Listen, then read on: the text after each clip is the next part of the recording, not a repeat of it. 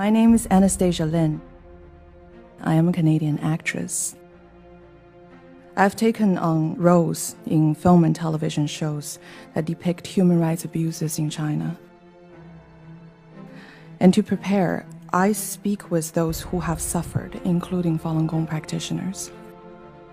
These are not criminals. These are people who believe in truthfulness, compassion, and tolerance. I wanted to speak for those in China who are beaten, burned, electrocuted for holding their beliefs. People in prison who eat rotten food with blister fingers because they dare have conviction.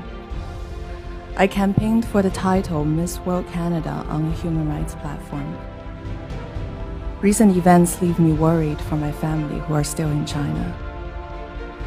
I had to choose between silence and my hope for a better China. And then I remembered, silence helps no one. Silence feeds terror. I think if every Chinese can speak up and let the Chinese government know that when they do such things, they will have a cost. So yes, I am a beauty queen. And probably the only beauty queen in history that has ever been declared persona non grata by any country. I was born in China. When I was there, I believed everything I was taught.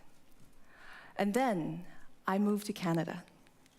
And I was given the rarest gift, a chance to reconstruct my outlook on the world. I wanted to find out what had been hidden from me. So I searched for all the terms that was deemed sensitive terms by our school teachers in China.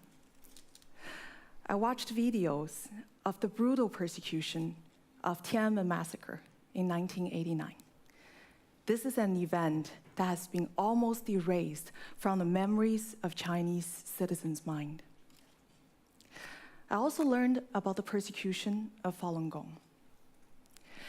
In the late 1990s, 70 to 100 million Chinese people were practicing this peaceful meditation practice of the Buddha school. Rooted in the principle of truthfulness, compassion, and tolerance, it offered an alternative to communist atheist dogma and money worship. And initially, it was supported by the government as a way to improve health. Unfortunately, Falun Gong's popularity and independence from state control came to be viewed as a threat by the ruling party, challenging its absolute control over the hearts and minds of Chinese citizens. As anyone who is familiar with modern Chinese history would know, that the party tolerates no ideological competition, however benign. So in 1999, the Communist Party launched a systematic and sustained persecution that permeates every level of society that is aimed to eradicate this group. In a recent report, Freedom House wrote that hundreds of thousands of Falun Gong practitioners have been detained without trial, making them the largest group of prisoners of conscience in China, if not the world. The party have officially sanctioned the use of torture to force these people to renounce their beliefs, resulting in a huge number being killed in custody. A far-reaching campaign of hatred propaganda and misinformation was used to vilify and dehumanize Falun Gong practitioners. After learning all this, I realized that I've been lied to all my life. Under the influence of China's state-run media and education system, I was made to feel hate and contempt toward my country's true heroes, these people who are willing to risk their lives for higher principles. Worse still, I was made to participate in the indoctrination of others. As a student leader in China, my role was to organize my classmates to watch hatred propaganda videos. The Chinese Communist Party tries to make all Chinese complicit of its crimes. Learning that you have been deceived for so long is such a profound indignity.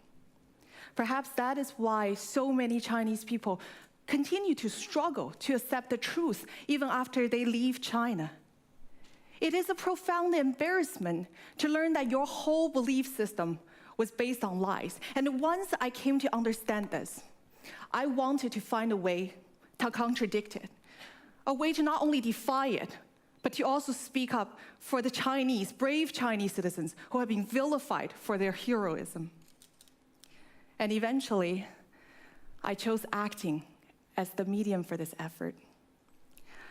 I looked for roles that moved me, that shed light on what is happening in China today, from official censorship to corruption that led to shoddy school buildings that crushed thousands of children during the Sichuan earthquake.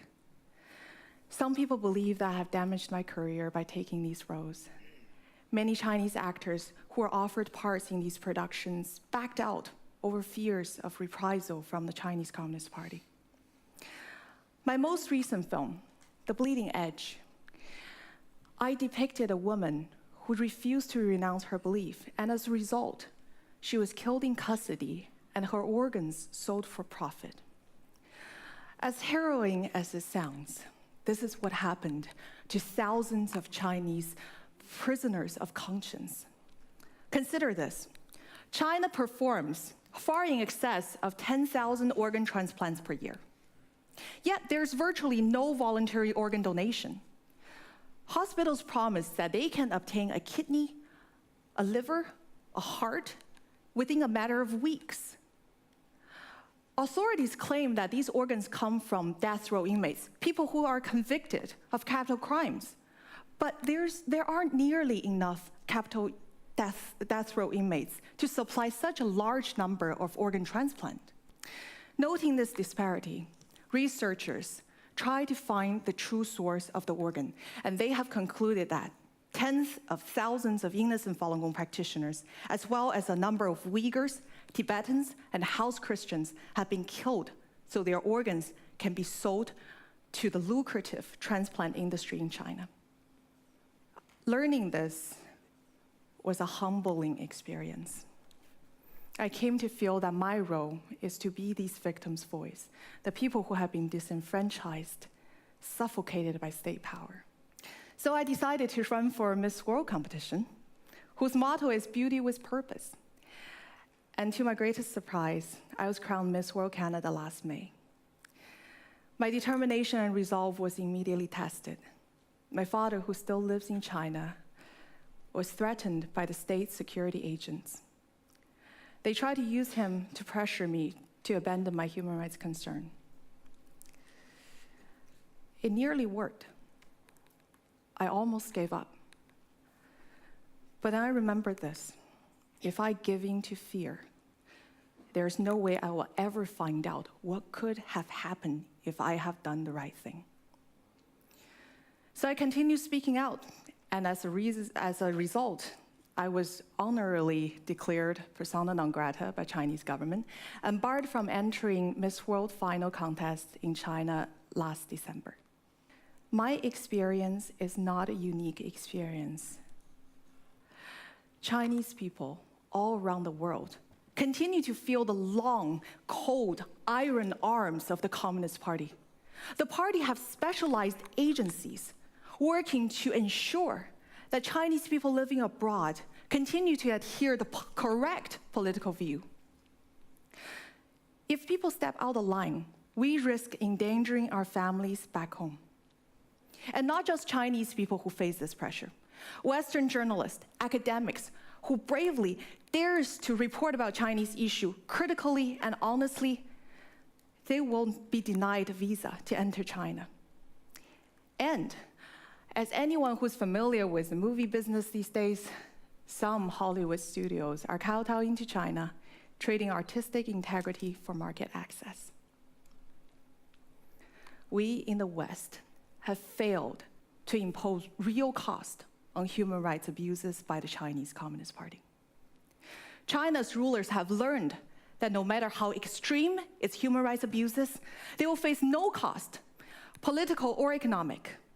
We have taught the Chinese Communist regime that they can abuse, imprison, and kill their own citizens with impunity.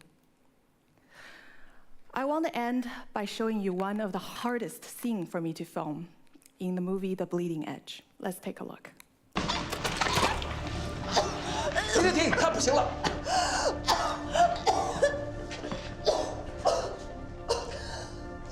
你还绝不绝食？你有没有妻子儿女？他们如果遭受这样的经历，你是什么感受？你为什么要当医生？是为了迫害好人吗？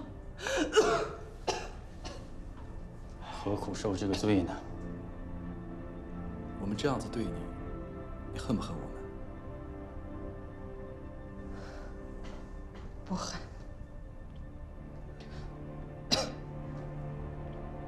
你们才是这场迫害真正的受害者。为了一份工作，做这种丧尽天良的事情。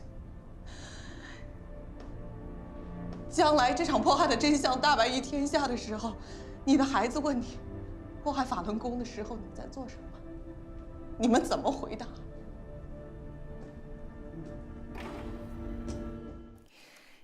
This was very hard for me to deliver.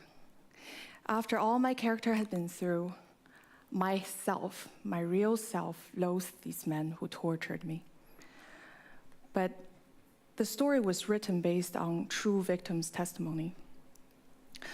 Many of them forgave their torture.